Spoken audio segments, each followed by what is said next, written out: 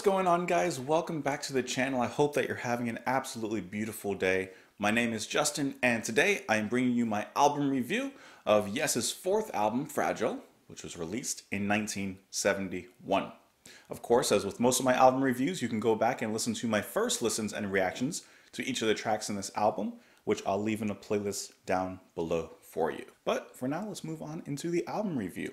Fragile, this is their fourth album in their career, but this is the first album to feature Rick Wakeman. Gotta get my R's and W's right.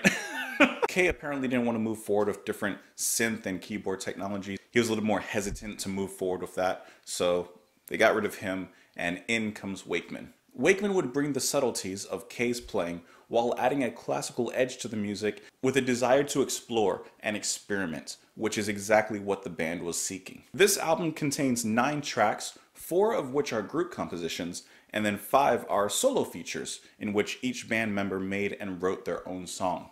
Now, kind of like the album title suggests, this album treads on thin ice in some of its moments. It contains some of the band's strongest material and strongest output, like top 10 material, but at the same time, it also contains some of their weakest. You open the album with one of the most popular and well-known songs in progressive rock, and at this point, in just general rock music, with Roundabouts. While it's a bit overexposed now, I think that this song is the perfect one to open with. It nicely shows the band in stunning form. The opening is probably one of the most well-known openings in rock music, with Hal slowly building tension on the guitar before the band really explodes into the spotlight, especially and predominantly led by Squire on the bass. With that acclaimed bass line, I mean, no matter how many times you hear it, I think that you're gonna come away with it thinking it's pretty cool every time.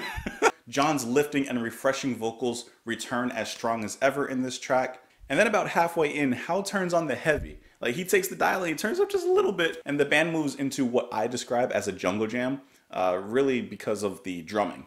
It's just primal. And then so sneakily, Sneaky John here, he comes in and he reprises the lyrics from the beginning of the song.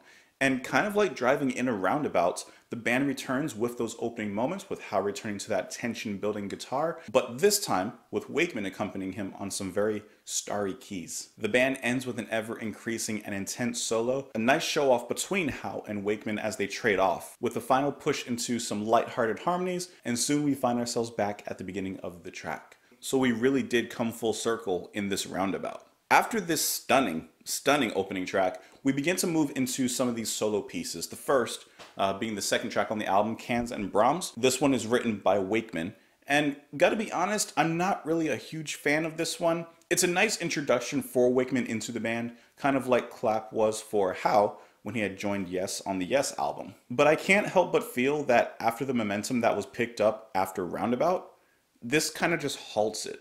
It comes off a little bit abrupt, it feels like filler, and even though I like classical music, I don't really connect with this one. In the journey of the album, this feels more like a diversion rather than part of the journey, or an addition to the album. The playing is nice, I can't deny that, but I don't know, doesn't quite fill my cup. I don't even know what that means. Now, apparently Wakeman was unable to write his own original material for his solo spot in this album due to some contractual issues, so maybe that's kind of what led to this, but I would have really liked to have heard him come up with something original in that moment, because we all know Wakeman is a wizard when it comes to keys and organs and synths, so it would have been really cool to hear what he would come up with out of his own mind. After this, we move into the next solo piece. We have Heaven, which is the piece that's written by Anderson. This one, I kind of get the same feeling. Like, it's nice, I like the cascade of the vocals, but some of it just kind of sounds strained. I'm not really in love with this track. It doesn't really last long enough to annoy me, but it doesn't make any sort of impact either. And while I know that a lot of the lyrics from Yes are just meant to be tonally pleasing, I don't really find myself being pleased by this one. In listening to the album at this point, after the amazing Roundabout, and now I got these 2 small pieces, I'm kind of thinking, okay, can we get to some like more group compositions instead of the solo material? And really fortunately, they bring it back, and they bring it back strong. South Side of the Sky is so easily, one of Yes's top 10 songs, at least in my opinion. This one brings it all back with a bang. With the howl of the wind and the crash of the thunder, we move into what I would say is the best track on the album. This one always leaves me wanting more. They have such a great elevation throughout this whole composition. The chorus is extremely catchy. I love how Howe's strong riff comes in afterwards, and then Wakeman on the organ, and then we come full circle through the verse and the chorus again. It's just this really nice circular dynamic that they have going on, filled with a lot of subtlety, with a lot of power, with a lot of the things that I would expect and want to hear from Yes. I think personally that Howe's guitar playing is especially notable throughout this track. And as the music kind of describes climbing over this figurative mountain, a metaphor for overcoming obstacles, whether those are personal, social, or otherwise, I think that the music perfectly feels like we are caught in a blizzard, like we're caught in a snowstorm, and we're just like trudging through, trying to make it, trying to get through onto the other side and see the sun rise once again. I think the piano break also works wonders in displaying the conflict and the difficulty of this climb. It's light and yet very dynamic. The drumming in the mix, very, very subtle, but adding so much flavor. Soon these icy notes begin to melt and we begin to into another one of the solo compositions, this time by Bruford with 5% for Nothing. This one really doesn't last long at all, coming in at 35 seconds. This one is interesting because it leaves me a little bit discombobulated. It's filled with like scattered drumming and mind-bending rhythms, and it just like I'm not really sure how I feel on this one, to be honest, even after like listening to a lot. It's just kind of there. I actually don't have any strong feelings one way or another. It's just kind of there. But how nicely does it lead into Long Distance Runaround, which is one of the shorter group compositions in this album, but also kind of noteworthy in their career as they usually make longer songs. But at 3 minutes and 30 seconds, this is one that really nicely captures the essence of what makes Yes, Yes, but put into such a compact time. Catchy guitar and bass lines, really refreshing and energetic drumming, great vocals, you got a nice groove that's driven by Squire and Bruford, and like I said, everything that makes Yes, Yes. It's a testament, in my opinion, to their songwriting in that, yes, they are able to make these long, winding roaded compositions that take turns, and I mean they develop really nicely, but they can also rein it all in. It actually even feels like the perfect summer song. It's a good song for a sunny season, and it really, really excellently leads into the next song, The Fish. Now, this is one of those solo pieces that one, unlike Cans and Brahms, adds to the journey, adds to the album, and has a nice transition from the previous one into this one. So, The Fish is the track that's written primarily, well, totally, by Squire. And now that Squire is in the sunlight, this is a really nice and chill track with most of the music coming specifically from Squire on the bass. It's actually one of the better solo pieces on the album. Not only does it, like I said, fit into the entire scheme, but it also adds to it. And it feels like a nice outro out of Long Distance Runaround, which actually kind of feels like it makes that song a little bit longer than it actually is. Makes it almost a 6-minute song if you were to put them together, which I would. Speaking of the clap from earlier, we now move into Mood for a Day, which is Howe's solo piece. Now, I don't know if you guys know, but Howe's a pretty good guitarist, and I like the way that he structures and composes his music. So his solo piece is probably my favorite. It's either this or Fish, one of these two, not sure yet. But it's always a pleasure to hear Howe on classic guitar. Soft and melodic, really exciting passages and moments as well, and you can feel and hear that there is a story to be told. It feels like he actually made a song.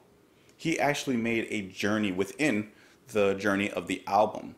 And I think that that's one thing that separates his piece from some of the other pieces. Some of them feel like we're stuck at the red light. This one's green light. This feels fully realized. This feels totally written, filled with meaning, filled with feeling, and it's just nice to hear Howe do his thing, as his thing he can do. Now we move into one of my most mixed feeling tracks on the album, the final track on the album, and a nice group composition, Heart of the Sunrise. This song best describes in one track what I feel about the album, because the first half on this one is genius. The first half is perfect. I would not change a thing. I would not touch it. I can listen to it like, it gives me the same feelings that I get from South Side of the Sky. Definitely a fan of the huge drive in the beginning, the way that it slowly backs off on the tempo and then pops into this very slow and methodical jam. By the way, I actually forgot to say this, but I am in love specifically with one aspect of this whole album. I like a lot of the album, but specifically I love the production on Bruford's snare. There's just something about the way it pops. It pops like bacon in the pan. It's just always hot. The track has really nice build-ups, really nice dynamics. Bruford and Squire, they get down hard in this one. John's open and vulnerable singing in some of these moments is just heart-wrenching and heartwarming as well. And the returning line of sharp, boom, distance, boom. How can the wind so many around me? Like, that is just, that does something to me. As I mentioned, it's parts like that that give me the exact same like heart tug that a song like South Side of the Sky does. Now, the thing is, all of South Side of the Sky does that to me. Only parts of this track do for me. This is one of those slightly controversial moments, but I am always going to be honest with you guys. Those silly runs from Wakeman on the keys, synth, whatever, that come in about halfway in this song, it honestly ruins and kills the track for me. I can't describe to you how much I hate that sound. It just ruins the drama and the momentum of everything that was there before. Like, before, this is perfection. This is top 10. But just from those, I don't like it. Afterwards, the downshift into a brief fade out feels just a little bit abrupt and a little bit awkward. But when John comes back in, everything is realigned. Everything comes back into the places it should be.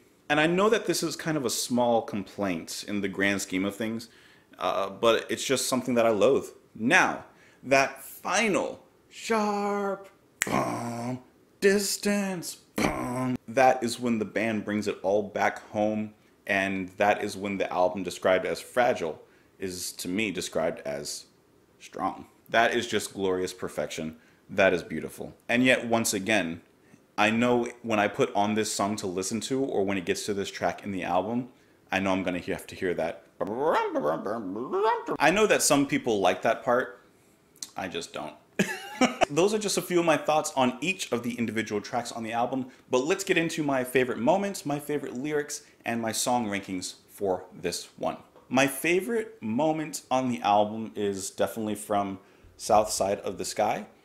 And it really is just the whole verse and chorus dynamic, the way that it keeps on going back and forth, and each time it leaves me wanting more. Like every single time.